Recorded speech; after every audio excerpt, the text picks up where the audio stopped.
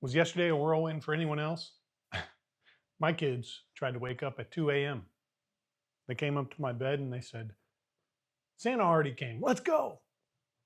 The funniest part came later when we were opening all the presents. My boy looked at me and said, Dad, where's all your gifts? I paused and I tried to decide between telling him that's what happens when you're naughty and, buddy, I have you, your brother, your mom. Santa ran out of gifts to give me. I know, I know.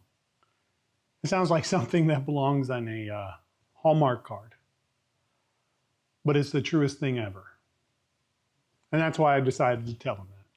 You see, we as men spend a lot of time trying to sound cool or tough or whatever it is that we think we're supposed to be. But the most important thing that we can do, especially for our kids and our family, is just to be true to ourselves. Yesterday was Christmas. The day before, on Christmas Eve, we took the boys to see the movie David. And honestly, that was one of the greatest movies that I've ever seen. And here's why I loved it. We always picture the giant slayer and a king. But this movie showed the boy. He was the youngest brother, the grunt worker, the kid from nowhere with a claim to nothing. But when he was finally elevated, he didn't decide to put on a mask. He didn't let it go to his head. No, he stayed fun. He stayed creative. He stayed goofy.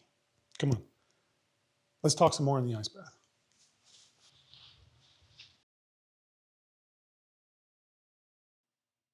So,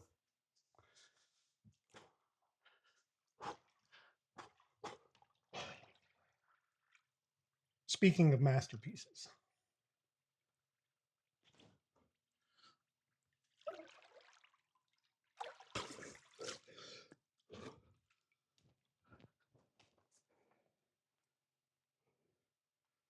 being true to yourself is easy when things are calm. It's harder when the pressure is on. 2026 is 6 days away. The ice bath challenge is ending, and I'll admit, there is some stress tied to the question I keep asking is what's next? This whole thing is the longest I've ever stuck to something without taking a break. It gets overwhelming to think about. Sometimes it feels like the thread is being pulled so tight that it might snap. But we have to remember something. Thinking back to the movie about David, he was anointed king as a teenager, but he didn't wear the crown until he was about 30 years old. There was a 15-year gap, a void, a time where he was hunted, tested, and he lived in a cave for a bit. We all want to know the end of our story, that what we're doing right now really actually matters. And if I'm being really real, we want to know what our end will look like. But then I looked at my boys. I watched them yesterday opening their presents and playing on their new obstacle course. They weren't worried about next year. They weren't out there trying to be kings. They were just in the moment, being exactly who they are. In fact, Nash threw a rock and said, Dad, I just killed a giant.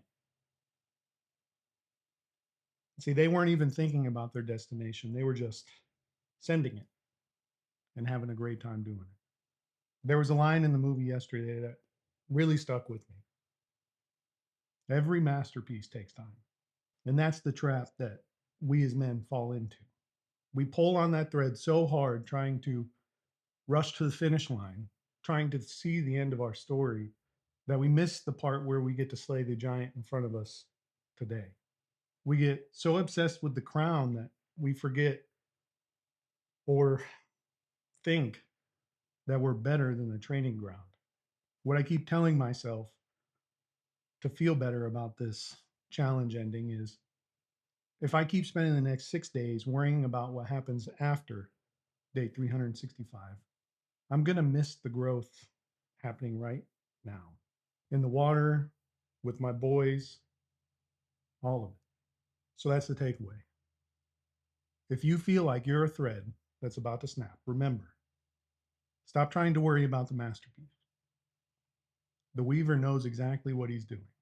It's our job to just worry about the rock that's in our hand. And this part is for me just as much as for anyone who needs to hear it. Be where your feet are.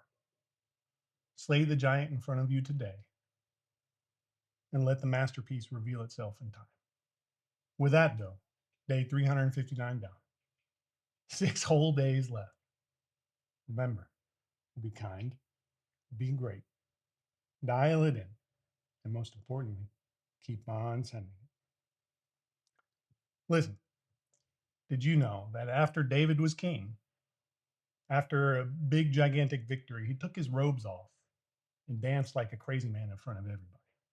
The moral of the story is you're never too important to be goofy and creative. All right, I can't feel my toes, and I got some adult stuff to go do. So until tomorrow, it's clenched butt cheeks time. Oh, Merry Christmas, you filthy animals, and a Happy New Year. All right, that's good enough.